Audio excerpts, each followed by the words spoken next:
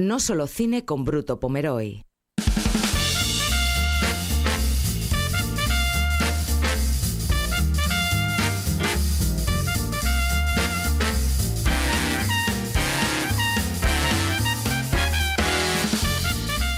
Muy buenas tardes, y aquí en No Solo Cine, hoy no os parecerá mentira, pero ya estamos en el episodio 92. 5, 4, 3, 2, 1.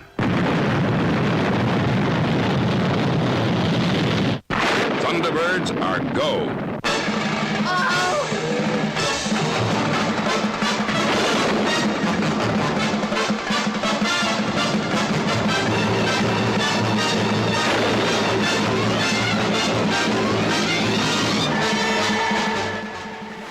Y ahora vamos a escuchar la voz maravillosa de la actriz Miriam Garlo, que ha sido una de las ganadoras en esta última edición del Festival de Cine Español de Málaga, por su película como intérprete sorda. Miriam. Buenas noches. Me siento muy feliz de recibir este premio y quiero dar las gracias, en primer lugar, a la directora Eva Libertad por darme la oportunidad de construir este personaje, el de Ángela, una mujer sorda con sus luces y sus sombras. En segundo lugar, a mi compañero Álvaro Cervantes, porque ha sido el mejor compañero, el ideal compañero para acompañarme en este viaje. Al equipo técnico y a todas mis compañeras actrices, sordas y oyentes que me han acompañado durante la película. Y también a todas las compañeras sordas y sordos, actrices y actores que están intentando hacerse un hueco dentro de la industria del cine y del teatro. Quiero dedicárselo a la comunidad sorda porque van a poder ser público normal gracias a que esta película es accesible. La comunidad sorda, junto con las y los intérpretes, tenemos que seguir luchando.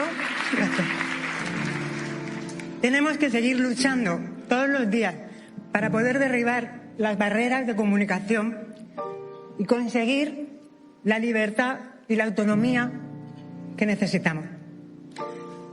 Muchísimas gracias. Esto es muy, muy, muy, muy importante para mí y para todas las personas que piensen que, bueno, la diversidad y la discapacidad en cualquiera de sus sentidos significa riqueza. Gracias. Por un cine accesible, con subtítulos y con intérpretes, y un arte y un teatro y una poesía accesible, por favor. Gracias. Bueno, emocionante lo que dice Miriam, muy cierto. Miriam Garlo. Todavía no he tenido la oportunidad de ver Sorda, no se ha estrenado todavía. Vamos a estar muy atentos, por favor, a ver esta, seguro que magnífica película de Eva Libertad, y que seamos conscientes, ¿no?, de todo ese problema de accesibilidad que tienen un montón de personas en nuestro país y en todo el mundo, evidentemente.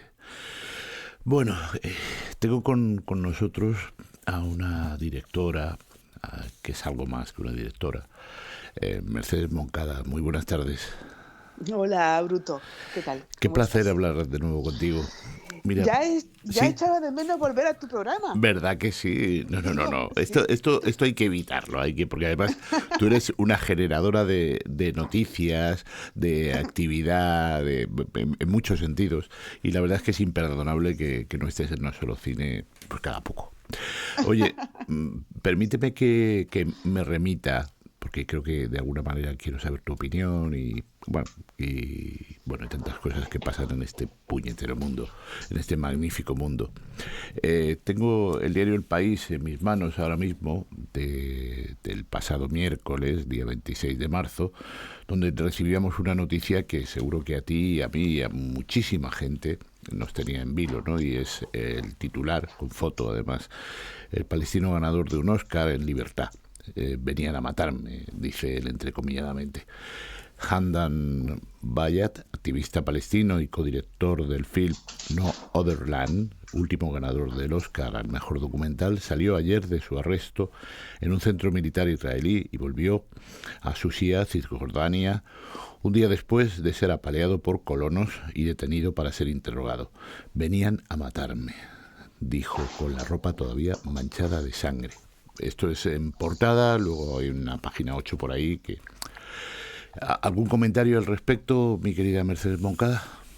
Bruto, ya no hay palabras ya no hay palabras que definan el horror que está sucediendo en Gaza, el horror que está sucediendo especialmente en Gaza, pero en todo el mundo. Yo recuerdo hace como 20 años, una joven de Estados Unidos, activista, estaba en Gaza, puso su cuerpo, porque estaba completamente segura que por ser de Estados Unidos la iban a respetar su integridad física, y puso su cuerpo frente a una de las casas para que no las derribaran. Y no sé si te acuerdas de esta noticia, y la excavadora pasó encima de ella, la aplastó. Ya. Tenía poco más de 20 años. Atrás se quedó ese tiempo en el que pensábamos que por ser de Estados Unidos, que por ser cineasta, que por ser, en fin, tenía como cierta protección o privilegio en esa protección. Es una barbaridad. Ahora bien, salió y está vivo. Ya. Sí. Cosa que no sucede tantas veces, ¿verdad? No. Que no sucede tantas veces, sí. Sí, bueno, antes de empezar el programa, precisamente estaba viendo unas imágenes en la CNN donde una persona del equipo del señor Trump faltaba el respeto a medios informativos norteamericanos muy importantes, digamos, porque como no le seguían la bola, pues entonces decía que no le interesaba su opinión, que no iba a contestar a sus preguntas. Es decir, estamos en un mundo cada día más loco. Mercedes, vamos a irnos a tu historia. Yo soy optimista, Sí, así me gusta. Soy optimista, yo creo que estamos en lo más bajo. Sí. No creo que vayamos para lo más bajo, creo que estamos en lo más bajo. Venga. Bueno, mira. Cambiemos de tema. Eso es. Bueno, no, sigamos en el tema porque tu cine documental tiene mucho que contar, ¿no? Hemos hablado contigo, es verdad que hace mucho tiempo, eres una sevillana, nicaragüense, mexicana, socióloga. Gaditana, por supuesto. ¿No? Más gaditana que nadie, diría yo. O sea que. Pero bueno, tú sabes, toda esa mezcla no hace más que enriquecernos. Tienes por ahí un premio Ariel.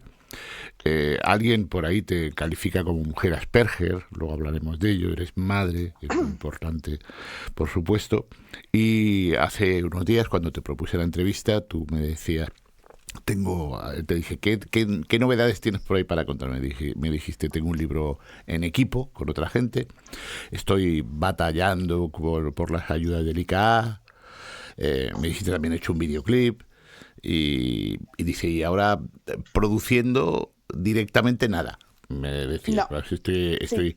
Pero bueno, háblanos de ese libro, por ejemplo. Bueno, este libro, de todos sabidos, es que uno de los principales problemas en la cinematografía actual, y especialmente para el documental, para el cine de lo real, es la exhibición y la circulación de nuestras películas.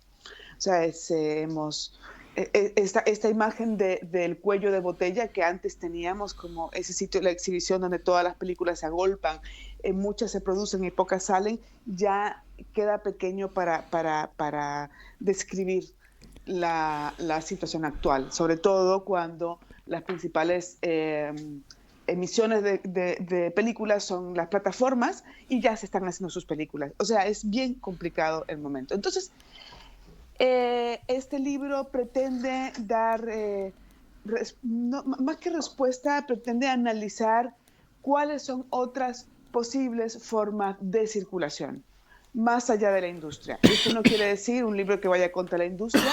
Ahí está la industria que hace sus caminos, sus cosas, sus cuellos de botella, tal. Pero más allá hay otras maneras de que circulen nuestras películas para que sigan existiendo, porque tienen que coexistir todos estos cines. Bueno, un poco va sobre eso, es de ámbito iberoamericano, y estoy trabajando en este libro con Paula Astorga, que ella fue directora de la Cinemateca en México, fue directora de Doc Lisboa, es una creadora de grandes cosas, ha hecho varios festivales, en fin. Isabel Rojas también, que es programadora en Oaxaca de cine, y tienen juntas un espacio muy, muy interesante anual que piensa en la audiencia del futuro. Dime una Se cosa, llama así, de hecho. Mercedes, Sí. ¿cuándo vamos a tener ese libro en nuestras manos? ¿Cuándo lo vamos a poder Bueno, comprar? por lo pronto tenemos escrito el dossier, tenemos una buena parte de las investigaciones, tenemos el punto para arrancar y estamos buscando financiamiento y esto va para largo. O sea, lo que realmente queremos es hacer un mapeo, ¿sí? Que sea consistente y profundo de las posibilidades en Iberoamérica. Entonces el reto es mayúsculo. Por otro lado, terminé un videoclip que me divierto mucho haciéndolo, que me gustó muchísimo, de una canción preciosa de el músico Enrique de Justo, que creo que está por salir en estos días. Esto ha sido de lo más divertido que he hecho. Quiero seguir haciendo videoclips, por supuesto. ¿Qué más? Y lo que decías del ICA, eso es, soy vicepresidenta de DOCMA, la Asociación de Documentalistas de España. Y desde ese espacio, dentro de formamos parte de una confederación más grande que se llama Alianza Audiovisual, y tenemos un grupo de trabajo permanente que revisa, relee, propone, mejora las ayudas públicas del ICA. Bueno, creo que pocas veces ha habido en el Ministerio de Cultura alguien en principio, por lo que yo he podido ver en las últimas semanas, con tanto impulso al cine alternativo, digamos, Ignasi Comas en el ICA, Urtasun en el Ministerio directamente. Parece que hay ganas. No sé cuál es tu opinión. Sí, Ignasi Camus es un hombre con una escucha muy fácil y una comprensión del sector. Pero no todo es institución, no todo es un asunto del ICA y no todo es el Ministerio de Cultura. O sea, están abiertos a escucharnos. El tema es que nosotros mismos, los cineastas y las cineastas, tenemos nuestras divergencias, tenemos diferencias de opiniones, no es lo mismo lo que quieren los cineastas más independientes que los productores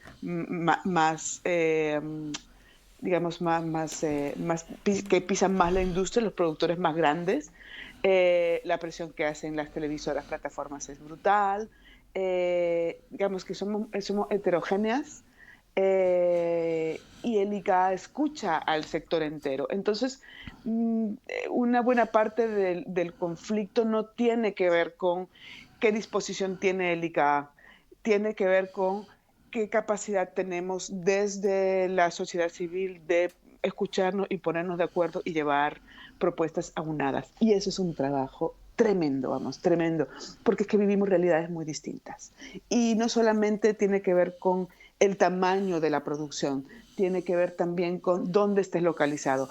Estar en Cádiz es completamente distinto que estar en Madrid o estar en Barcelona o en Extremadura. O sea, hicimos hace poco, desde Dogma también, un encuentro con el ánimo también de descentralizar y hablar con creadoras y creadores, productoras y productores de todo el país, intentando traer a la gente desde los mayores puntos posibles, y el relato de Extremadura era atroz, digamos. O sea, sí, se hacen poquísimas películas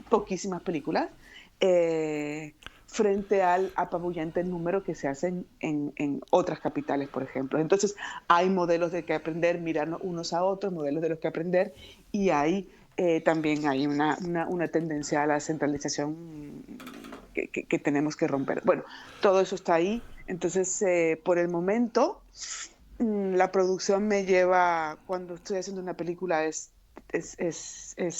muy, muy absorbente. O sea, todos mis sentidos están en la película, mi cabeza, mi estómago, mi corazón, mi atención. Levantar una película es un asunto complejo financieramente y sostenerla y pensarla es también un asunto para mí en mis películas sostenido en el tiempo. Entonces, ahora mismo voy a descansar de la última que hice, que fue muy, muy intensa. Hormigas Al final, perplejas. con 3 Sí. hormigas perplejas. Ajá. Y estoy atendiendo todas estas cosas que también es cine, que son maneras de hacer cine, porque tenemos que pensar en el cine y porque tenemos que pensar en cómo seguimos haciendo y cómo habitamos este espacio y cómo nos proyectamos hacia el futuro. Mercedes, totalmente de acuerdo, porque no solo cine, hablamos continuamente de que fiscalmente rodar en Navarra, rodar en Euskadi, rodar en Canarias, en esos 3 territorios maravillosos, lleva a los productores a unas exenciones fiscales en torno entre el 40 y 45%. Claro, me decía el productor malagueño José Alba, que acaba de producir una maravillosa película con Alexis Morante, con nuestro director gaditano, que es El enemigo, entre interrogaciones, que es la vida de Gila, bueno, de algunos tiempos, ¿no? La adolescencia. Me de reí Gila. muchísimo. Enhorabuena. Es un trabajo excelente por parte de su actor, por parte del director, por parte de los compañeros, una preciosa película. Lleno de ternura, sí. Pero yo iba al hecho de que me decía José Alba, ¿cómo voy a financiar una película que, me decía, imagínate, ha costado 7 millones de euros y más de 3 millones de ellos se convierten en exención fiscal porque rueda en Euskadi? La película está rodada en esos bosques euskaldunes maravillosos. Complicado. Cuando tenemos aquí Grazalema, por ejemplo, yo decía, tenemos Grazalema en Cádiz, que podríamos rodar en esos bosques mediterráneos maravillosos, pero claro, es que él dice, no es un descuento de 100.000 euros, es un descuento tremendo, ¿no? Ahí la Junta de Andalucía, la Junta de Extremadura tienen que empujar. Es bien complicado, Bruto, porque es que la Junta de Andalucía no va a pujar, la Junta de Andalucía no va a hacer nada, nadie hace nada. O sea, lo que pasó con el milagro del cine galego, ¿sí?, es que productoras, productores, directores se pusieron firmes y fueron y pidieron y les escucharon, ¿sí? Pero la Junta no va a hacer nada si nosotros no vamos y hablamos con la Junta y le ponemos, pero además si lo entendemos, si lo leemos las leyes, vemos cómo se pueden cambiar, las trabajamos, vamos, ¿sí?, le hacemos y los proponemos. Entonces, no solamente tiene que ver con qué trabajo estamos haciendo con el Estado central, sino las autonomías también, porque es un asunto a 2 bandas, porque así funciona este país. Pero esa energía enorme que empleamos para levantar una película y para levantar el financiamiento de una película, o sea, esos malabares, esa torre de Babel, esas cosas imposibles, si dedicásemos parte de esa energía que hacemos para hacer esos malabares, ¿sí?, a trabajar juntas en las políticas culturales públicas, ¿sí?, podríamos cambiar el modelo. Eso es lo que nos está haciendo falta, que otros sitios sí lo tienen muchísimo más organizado y aquí en Andalucía lo tenemos bastante pendiente. Es verdad, tenemos sí. que hablar con la Junta de Andalucía, con distintos departamentos. Pero primero tenemos que hablar entre nosotras, Bruto, antes. Sí. O sea, ponernos de acuerdo, porque es que a ti no te van a escuchar, o bueno, tal vez a ti te escuchan porque eres divino, ¿sí? Pero a nadie van a escuchar individualmente. No nos van a escuchar individualmente, tenemos que ponernos de acuerdo y mirarnos horizontalmente y decir, bueno, ¿qué modelo queremos? ¿Sí? Vamos a diseñarlo, vamos a conversarlo, vamos a ver nuestras realidades y hacemos una propuesta conjunta y se las plantamos enfrente.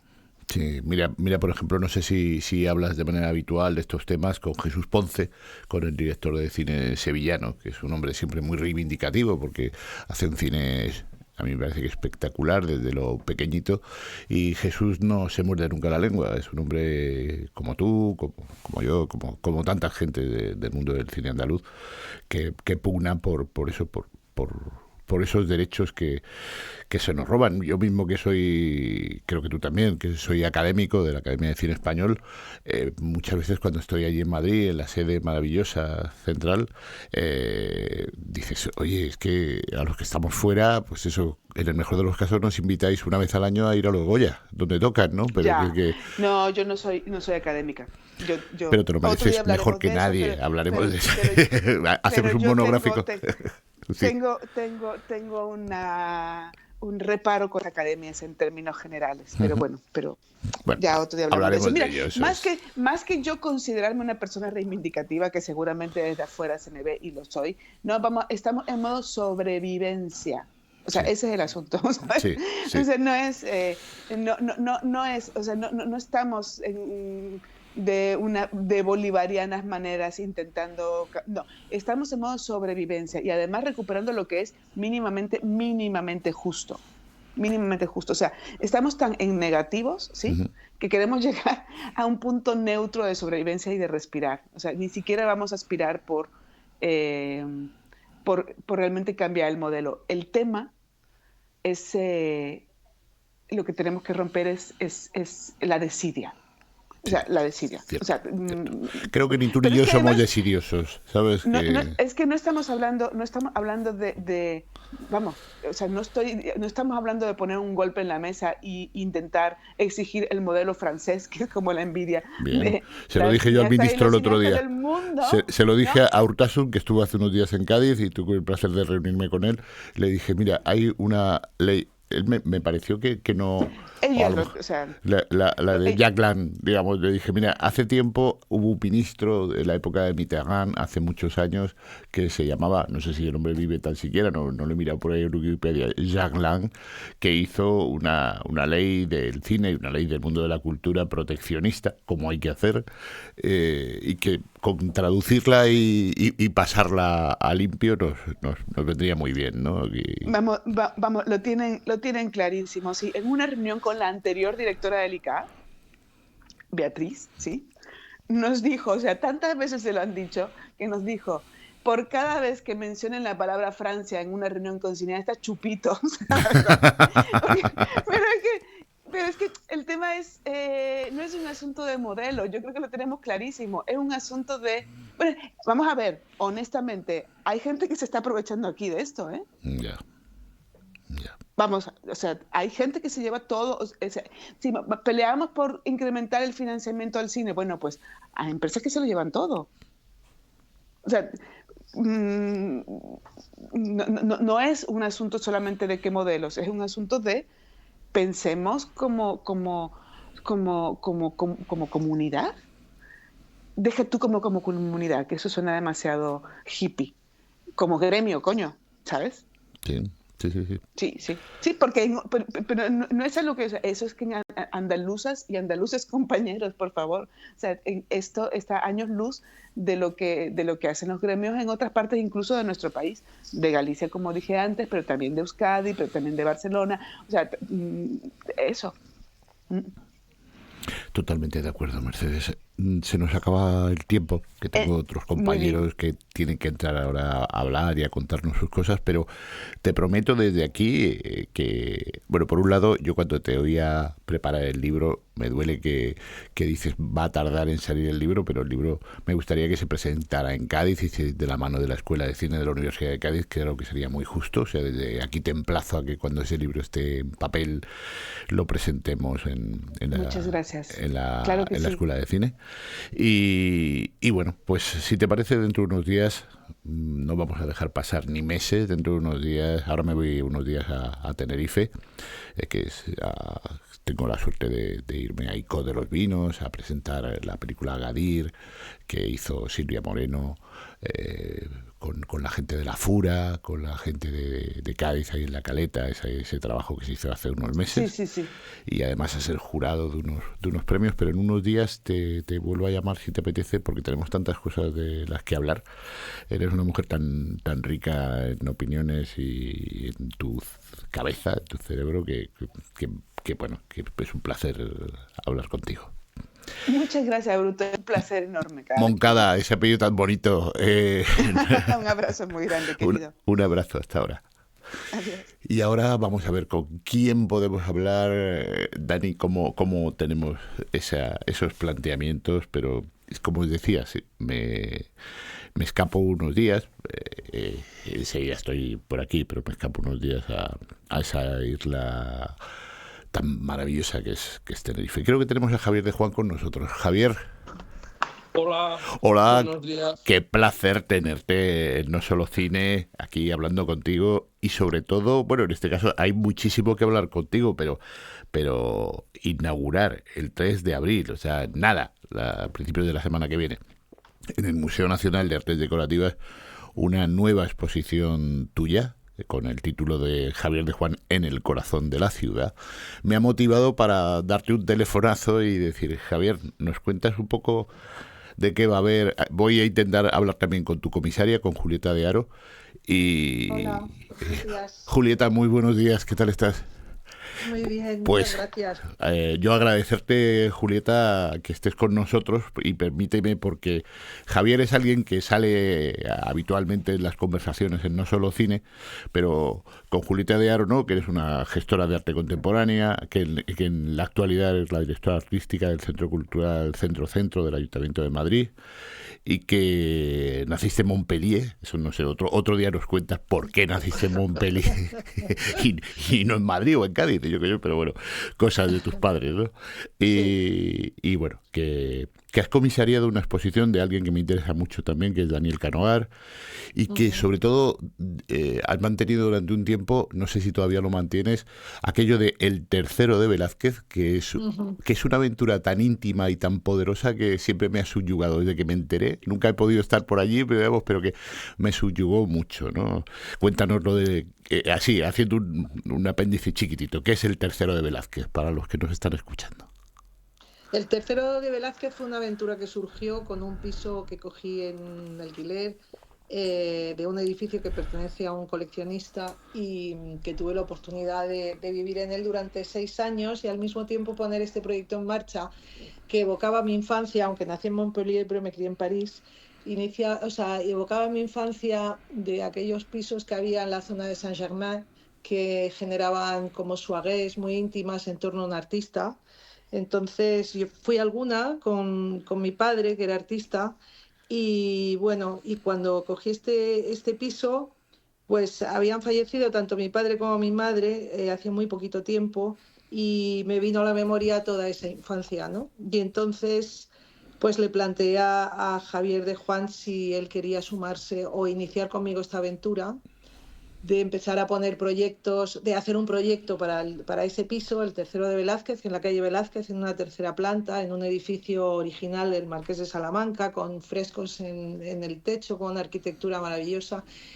Y bueno, entonces Javier se lanzó, empecé, y la cuestión es que simplemente era generar un poco una comunidad interesada en el arte contemporáneo y en el conocimiento de lo que es la aventura de la creación, ¿no? La proximidad con el artista, la proximidad con lo que significa el comisariado, con la gestión, de manera que invitaba a 15 personas y había una coordinadora que junto conmigo abríamos la puerta a los invitados que iban viniendo progresivamente, les explicábamos un poco de qué trataba el proyecto, cuál era el background del artista, en qué colecciones estaba y luego pues íbamos entrando a la parte digamos más noble de la casa y ahí lo poníamos en contacto con el artista, de manera que el artista continuaba la visita y se creaban situaciones increíbles y luego además la oportunidad para el artista de contarse a sí mismo frente a más de 80 personas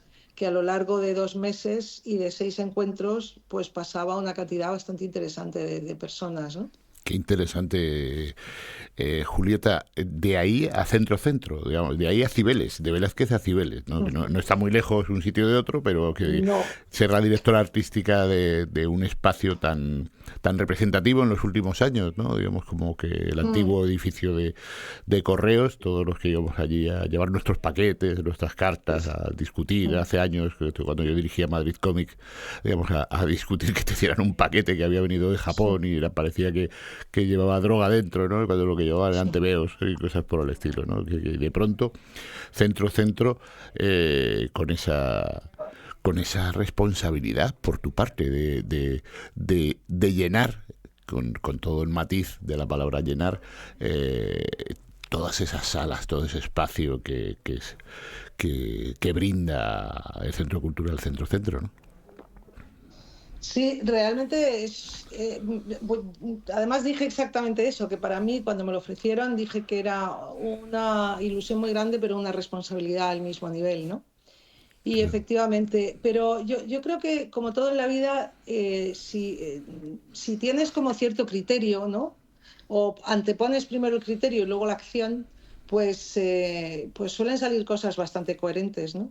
Y cuando me ofrecieron centro-centro, aparte un poco del pánico inicial de decir, efectivamente, ¿qué hago con 7.000 metros cuadrados, ¿no? Sí. ¿Cómo controlo eso? ¿Qué ofrezco? ¿Qué puedo ofrecer, además, ¿no? Porque, claro, está en el puro centro de Madrid. Es el nervio puro, ¿no? Donde evidentemente se ve la dinámica que tiene la ciudad, ¿no? Que es una plaza que no para. Y es un edificio maravilloso, emblemático, simbólico, etcétera, etcétera. Lo que me planteé primero era para qué había nacido, ¿no? Y entonces Palacios realmente hace un palacio para la ciudadanía, para que la ciudadanía envíe mensajes y reciba mensajes, ¿no? Y eso me parecía muy poético, muy bonito y muy contemporáneo, porque también esas personas que lanzaban esos mensajes y que iban ahí o que íbamos, ¿no?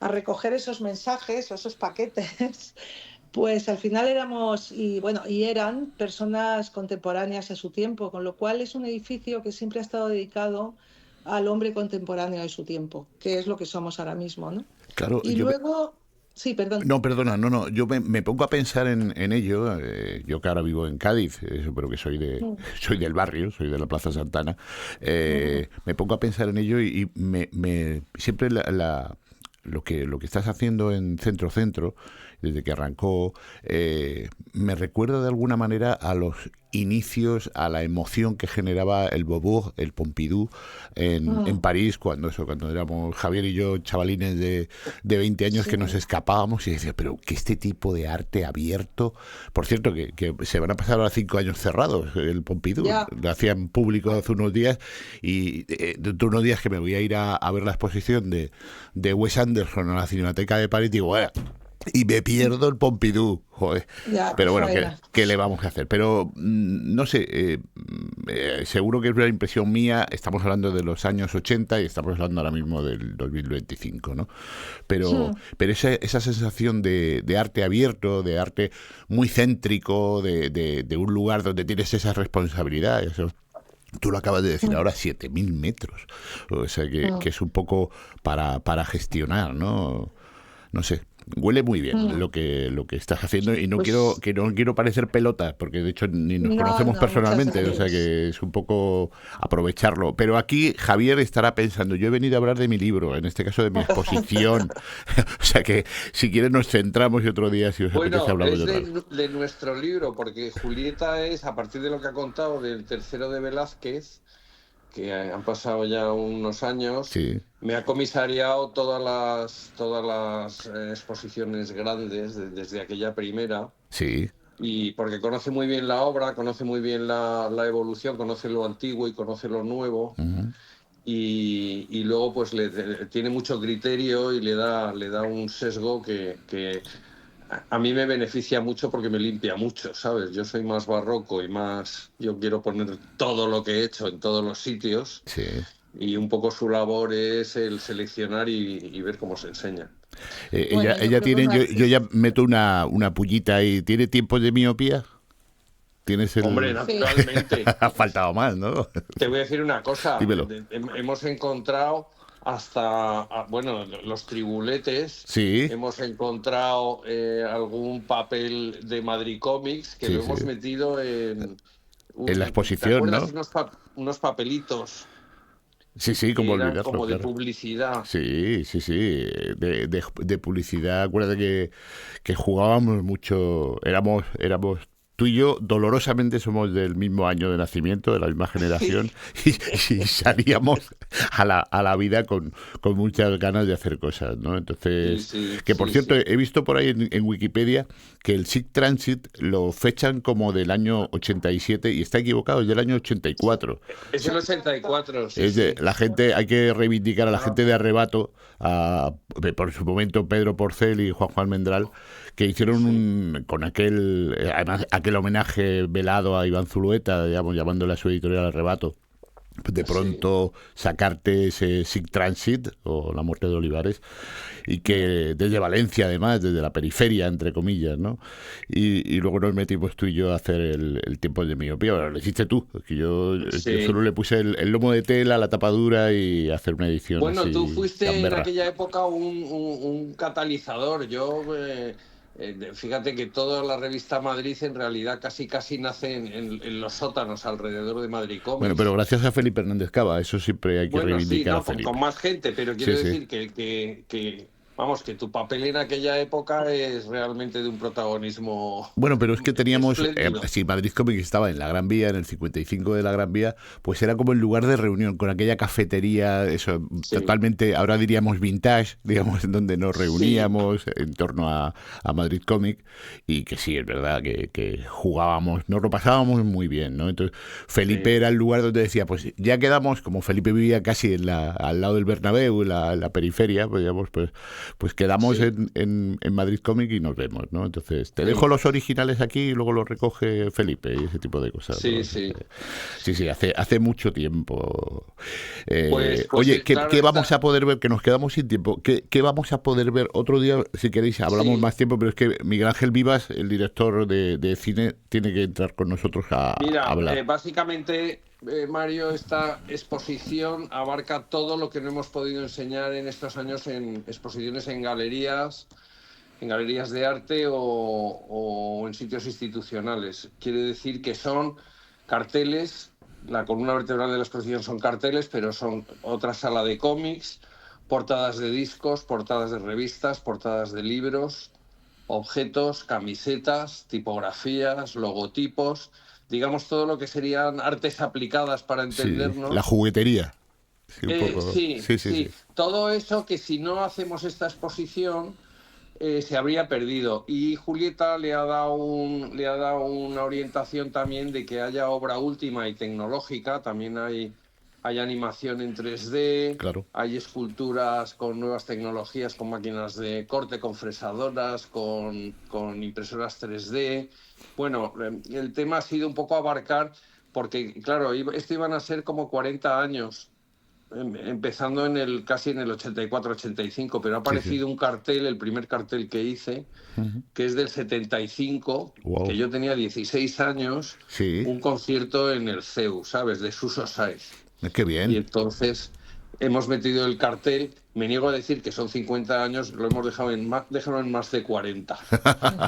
Yo te conocí de la mano de Jesús Moreno, del maravilloso arquitecto y tantas cosas más, y editor y amigo, que fue Jesús. Y yo creo que nos conocimos por allí en Metal Urland, cuando yo todavía no había abierto Madrid Comics, y en Príncipe de Vergara. Sí, pero no, yo ahí te conocí a ti porque yo iba a Metal Urland, pues yo iba buscando, porque le tenía miedo a tu tío. Era un hombre severo que nos regañaba por tocar los tebeos. En Argüelles estaba la tienda. Y Metal Urland de repente era amable. Ibas ahí y no te azuzaban ni te regañaba a nadie. Y ahí nos conocimos. Sí, es verdad. Oye, una pregunta para los que nos están escuchando. ¿La exposición tiene catálogo?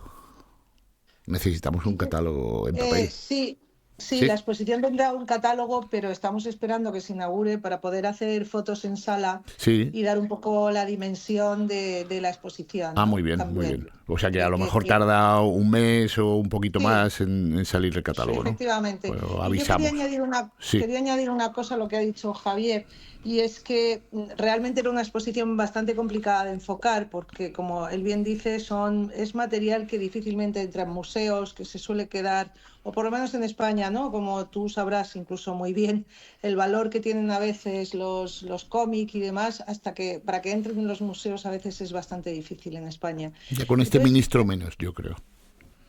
Bueno, con todos. Urtasun es que está loco por el mundo de los tebeos. O sea que me reuní recientemente con él, como decía antes, y él creo que no me conocía como Mario Ayuso, solo me conocía como Bruto Pomeroy, y entonces me contaba continuamente, oye, es que estamos trabajando por el mundo de los cómics y tal y cual, y yo me quedaba callado. Vale, mejor que un ministro te lo venda a ti, ¿no? la gente joven, la verdad es que está muy interesada en España en el cómic, bueno, a nivel internacional, pero digo por concretar, ¿no? Pero sí es verdad que yo creo que le ha faltado su sitio, ¿no? Dentro Sí, de sin los duda. museos. Ha habido mucho prejuicio. Pero en este caso, concretando lo de Javier, es verdad que era un material que se iba a quedar ahí sin poderse mostrar, sin poderse catalogar, y era bastante importante. Y luego, en definitiva, cuando estábamos montando la exposición, vi que teníamos que poner también obra actual de Javier y dar a entender que todo ese mundo, digamos, de la producción del dibujo aplicado, ¿no?, a temas funcionales como pueden ser los logotipos y demás, Sí. pues necesitaban tener un hilo conductor y al final necesitaban también ser mostrados desde su capacidad creativa, ¿no? Como es el arte contemporáneo, pues el arte que está generando ahora mismo a nivel, como decía él, ¿no?, de audiovisuales, etcétera. Pero lo que realmente unía todo al final es que Javier lo que hace es dibujar. Incluso tú le encargas un logotipo y él no te busca la tipografía, porque él te lo dibuja. La tipografía es la suya. Por lo tanto, al final lo que hace Javier es dibujar, dibujar y dibujar. Es decir, y toda la parte más tecnológica, de nuevo, es poner un dibujo en movimiento. Entonces Javier inicia con el dibujo, va pasando transversalmente por los diferentes lenguajes, aplicados o no, y al final lo que hace es que te pone un dibujo en movimiento. Entonces entramos por el dibujo en movimiento y nos vamos adentrando en el corazón de su producción, ¿no? Sin complejos. Totalmente de acuerdo. De hecho, Oye, pues dime, solo una, Javier. perdona. Sí. Aparte del catálogo, porque hay una pequeña joyita, hemos tenido que hacer un folleto que yo pensaba que eran 3 páginas y es de 50. Que es espectacular, que ese lo darán en el museo. Bueno, ¿cuándo se clausura la exposición? Porque yo ahora me voy unos días a Tenerife, pero voy a ver la exposición. 19 de octubre. 19 de octubre, ¿no? Vale, un poquito antes iré por allí. Ya que, qué bien. Te guardaré un folleto de estos. Por favor. Volveremos en los próximos días cuando ya esté inaugurado. Si os parece bien, volvemos a conectar desde Cádiz para que nos digáis cómo va todo. Oye, me acaban de decir, pero no sé si me equivoco, que Miguel Martí está haciendo un documental sobre ti. ¿Puede ser? Sí. Lleva rodando 5 años. Ah, qué bien. Y el documental ya va a tener que hacer una miniserie, ¿sabes? Sí. No, pues fíjate, es que me lo acaba de contar. Estaba hablando de otro tema con la actriz canaria Rosana Wolf. Y me dice, mira, me voy a ir a ver. Yo le he dicho hace un ratito, le he dicho, oye, no te voy a estar en Madrid, pues no te pierdas la exposición de Javier, le he mandado vuestra invitación y tal, como con amigos. Y me dice, sí, pues me voy a ver con Miguel Martí, que está haciendo un documental sobre Javier. Digo, bueno, qué bien. Para mí una primicia que me tenía que haber enterado hace 5 años, pero vamos, que me alegro. Pero ¿tiene visos de que se verá pronto o dentro de 5 años seguiremos grabando? No, la idea es casi ir terminando ya esta gran exposición, digamos que es un poco la guinda final, ¿sabes? Porque en algún momento hay que parar, ¿sabes? Ya, sí. Bueno, hacerlo. Sí, que acabaremos, yo creo que este año terminamos, se montará ya y se podrá ver. Qué bien, Javier, qué bien, Julieta. Os prometo por mi parte, espero que vosotros tengáis un huequecito para atenderme y que en unos días volvamos a hablar de la exposición, de las opiniones que tiene la gente que va a pasar por allí y sobre todo, eso iba a decir, lo mismo que yo hace 15 años he tenido el privilegio de inaugurar una galería de arte contemporáneo aquí en esta Andalucía, que es el Viajero Alado, con un homenaje. El Viajero Alado es Fernando Belver, alguien muy querido por los tres, ¿no? Que con el logotipo hecho a mano por Fernando Belver, digamos, y que lleva una andadura principalmente andaluza, el Viajero Alado. Pues a lo que iba es que eso, Javier, eres el exponente de alguien que en las Wikipedias te llaman como multidisciplinar, pero que simplemente es que los tebeos ya no son los tebeos aquellos rancios, y que tú eres exponente de ellos, y que eres grabador y tienes premios, que eres muralista, que eres artista digital, que trabajas en el cine de animación, que eres pintor, por resumirlo en una sola palabra, ¿no? Pero que ya se nos quedan cortas las definiciones en esa generación que tú representas también, ¿no? De artistas que todo se le queda corto porque eres genial, sin duda. Bueno, gracias. Julieta de Haro, muchísimas gracias y que sigas haciendo lo que vienes haciendo desde hace mucho tiempo, que es llenar esta España nuestra de grafismos muy contemporáneos que nos apetece mucho ver y que, sin conocernos personalmente, pero es raro cuando yo, que caigo cada 2 o 3 semanas por Madrid por distintos motivos profesionales, pues Centro es un lugar donde me pierdo, ¿sabes? Un Bueno, lugar donde pues perderse. estás emplazado a cuando vengas a Madrid a llamarme y a que nos tomemos un café o comamos o En esa directamente cafetería tan bonita que paseemos. tenéis ahí arriba, ¿no? Es verdad. Sí. Y abajo, y abajo hay otra cafetería preciosa. Bueno, claro, es que cada vez que voy me encuentro cosas distintas. Es que todo esto no para, Pues está muy nos bien. emplazamos y nos paseamos por los espacios y ver las exposiciones con las que ha arrancado mi programación y con las que estoy muy contenta y están teniendo mucha aceptación. Así que muchas gracias. Gracias a ti, larga vida profesional y personal a los dos. Un abrazo. Muchas gracias, igualmente. Un abrazo fuerte y gracias. Y ahora, Dani, nos vamos a hablar con Miguel Ángel Vivas, cuando puedas conectar con él. Miguel Ángel es un director cinematográfico y televisivo espectacular, buen amigo, un hombre que ama los tebeos también. Hoy parece que el programa nos toca de tebeos. Miguel Ángel Vivas, muy buenas tardes. Muy buenas, ¿cómo estamos? Pues estaba hablando ahora mismo con Javier de Juan, que no te es ajeno, digamos, Sí. y que inaugura la semana que viene una exposición en el Museo de Artes Decorativas. Y imagínate que soy uno de sus primeros editores, ahí cuando los dos teníamos 20 y nada de años. Es verdad. Cosas por el estilo, ¿no? Tú eres un tío al que le gustan los tebeos un montón. O sea que, muchísimo. Sí, de hecho, mucho. Tú y yo nos conocimos en mi librería, en Madrid Comics. ¿Y quién te iba a decir a ti que ibas a ser el director de la primera temporada de La Casa de Papel, que por lo que te quiere todo el mundo? Se olvidan de tus largometrajes. No, es que fíjate, es que codirigió la primera temporada de La Casa de Papel y tal y cual. Bueno, pero que también has estado en Mar de Plástico, en Vis a Vis, en Apaches. Una foca. Pero como tenemos poco tiempo y de pronto esta semana me dice Sara, que lleva espléndidamente la prensa de HarperCollins Ibérica, que es tu editorial, ahora te has convertido, estás debutando como escritor. El pecado del hijo se titula el libro, si no me equivoco, ¿no? Efectivamente. Cuéntanos eso brevemente, de qué va el libro, que ya no lo podemos comprar. Creo que ya está distribuido en todas las librerías, también en las gaditanas, o sea que cuéntame. Sí, ya se puede conseguir en cualquier librería. Pues mira, El pecado del hijo es una historia que llevaba tiempo queriendo contar, parte de, no ya de un caso real, sino de varios, que hace tiempo, pues viendo las noticias, no voy a hablar aquí de qué caso concreto fue, en el que estoy viendo las noticias y a una persona acusada de un asesinato, y bueno, un asesinato, una violación, ¿no? Una serie de cosas, veo que cuando están trasladando a los juzgados, eso sale en las noticias, como no pueden acceder al asesino, pues una serie de personas que están allí pues gritando, insultando, tirándole cosas, reconocen al hermano, una persona que no estaba, que no tiene nada que ver con el caso, nada que ver ni de encubrimiento ni de nada, y como no pudieron acceder a él, pues terminaron pegándole una paliza al hermano. Esto lo vi y me quedé de piedra pensando cómo es posible que una persona que no ha hecho nada, solamente por ser familiar, por ser hermano, por ser padre, madre, hijo de alguien que sí lo ha hecho, cómo te salpica a ti también ese pecado, ¿no?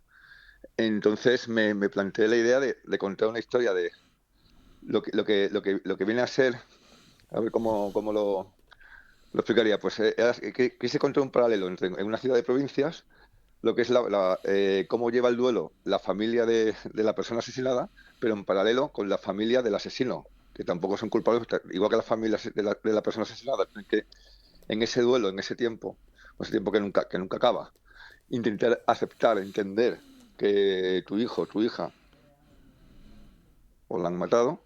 Sí. A lo mismo, la familia del asesino tiene que entender cómo es posible que mi hijo haya hecho una barbaridad como esta. Entonces quise contar cómo son los duelos, más centrado pues eso, en la familia del asesino, en la que no tiene nada que ver con el asesinato, pero tienen que ver porque son los familiares, pues son los padres, las madres.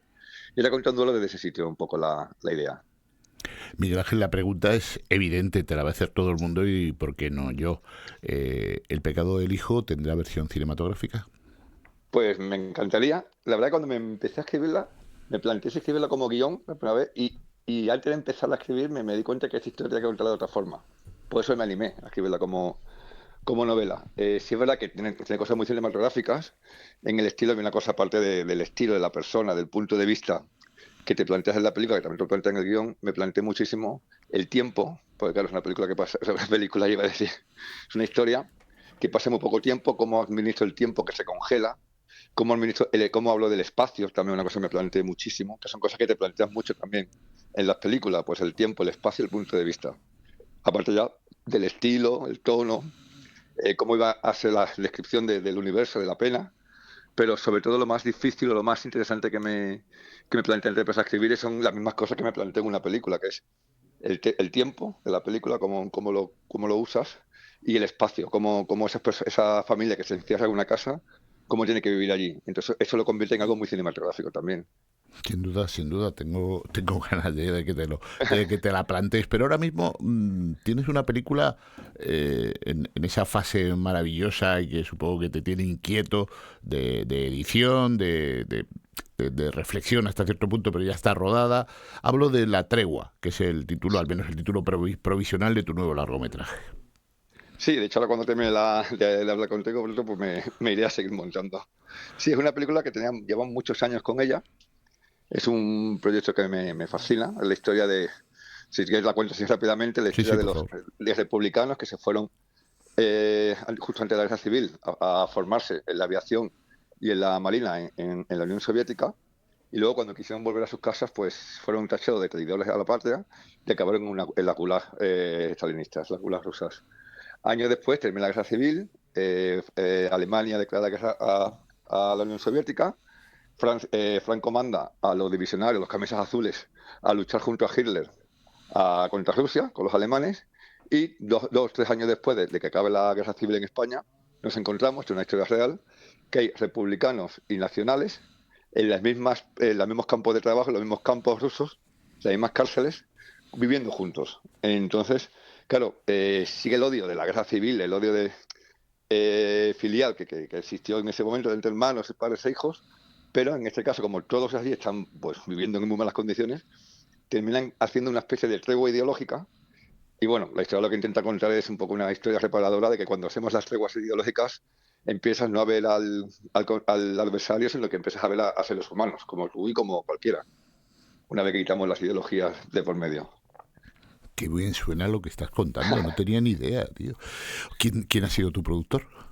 Pues me lo he hecho con César Benítez, con Plano a Plano. Sí, buena gente. Joder, trabajé hace un montón de años con César y tengo un grandísimo recuerdo de él. Yo he hecho varias series de televisión con César, tenemos mucha amistad y mucho cariño. Sí. Llevábamos muchos años diciendo de hacer una película juntos. Él quería volver al cine, yo quería trabajar con él y mira, al final encontramos este proyecto y tras unos añitos de mimarlo y cuidarlo, pues hemos conseguido rodarla, que no es poco. Oye, ¿qué presupuesto? Porque lo que estás contando dices, esto habrá costado un pastón. ¿Qué presupuesto aproximado tiene tu película? Pues tampoco tanto, pero sí ha sido un presupuesto bastante, o sea, digo no tanto para lo que estamos contando, pero luego sí es verdad que hemos podido tener suficiente para contar la película. No quiero hablar de presupuesto porque no sé si puedo hablar de presupuesto con ellos. Hablaremos con César de ello. No hemos echado mal para hacerlo. Sí. César Benítez, 6 años con él en El Comisario, en la serie aquella de Telecinco, y yo estuve en las primeras 6 temporadas con César como actor y la verdad que un productor maravilloso. Que me y de gusta, hecho, hemos tardado tanto en hacerla porque hemos tardado casi 4 años intentando levantar el proyecto, porque sí hablamos que hasta que no tuviéramos el dinero para poder hacer la película, no holgadamente, pero sí hacerla bien, pues no quisimos. Tenemos un momento que nos planteamos hacerla antes y te dijo, mira, vamos a esperar a conseguir todo lo que necesitamos porque no tiene sentido arrancar un proyecto tan ambicioso y tan interesante y luego ver que no tenemos los medios de poder contarla. ¿Dónde ha rodado? ¿Dónde ha rodado? ¿Exteriores?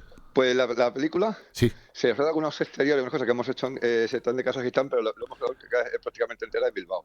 También. Hemos construido la gulag exención fiscal, exenciones fiscales, que estábamos hablando hace un rato, que no sé si has visto la película de Alexis Morante, la de Gila, la de Es el enemigo, que también está rodada en esa zona. Sí, he hecho 2 series allí también, las 2 últimas 7 me las hemos hecho allí, se ha rodado mucho allí con estas salidas fiscales que hay, y era la manera también, con el dinero que tenemos, de poder hacerla, que la verdad que nos ayudó mucho eso. Entonces hemos construido el campo entero, el campo de trabajo, la gulag, y ahí nos hemos traído a actores de Rusia, de Rusia, de Kazaj, un montón de actores, alemanes, italianos, bueno, muchos españoles, los protagonistas, claro. Ujú. Y hemos hecho un poco un caldo de civilizaciones y de... ¿César ha conseguido hacer idiomas, coproducción muy con divertido. otros países europeos? Sí, bueno, la película está con Netflix y con Televisión Española, Sí. y luego con una coproducción con Kazajistán. Muy Porque bien. la historia pasa en el SPAC 99, que es un campo de trabajo que había allí en el pueblo kazajo, en Kazajistán. Sí. Y allí pues hemos aprovechado varios viajes allí, y bueno, ahí César, que es el que se mueve de maravilla, pues ha conseguido que entraran como coproductores. Qué bien, qué bien. Oye, como los niños pequeños, me pido uno de esos preestrenos que seguro que hacéis aquí en Cádiz, en la Escuela de Cine de la UCA. Estaría muy bien echaremos la carne en el asador, Conmigo. y esa película tiene que tener el respaldo de la población gaditana, porque seguro que de tu mano y de la mano de César Benítez la película merecerá mucho la pena, tío. Yo puedo decirte que estoy muy, muy contento con el resultado que de la película. Todavía falta mucho, tenemos que tener montaje, sonido, músicas, todo, pero ya vemos la película que tenemos y estamos todos muy, muy contentos. Danos pistas del Que no es reparto. poco. Danos pistas del reparto. ¿no? Sí, pues tenemos es un reparto bastante grande. Tenemos a Miguel Herranz, Aaron Piper, Sí. Fernando Maldivieso, Javier Pereira. Hombre, Javi Pereira, amigo personal. sí. ¿no? Sí, sí.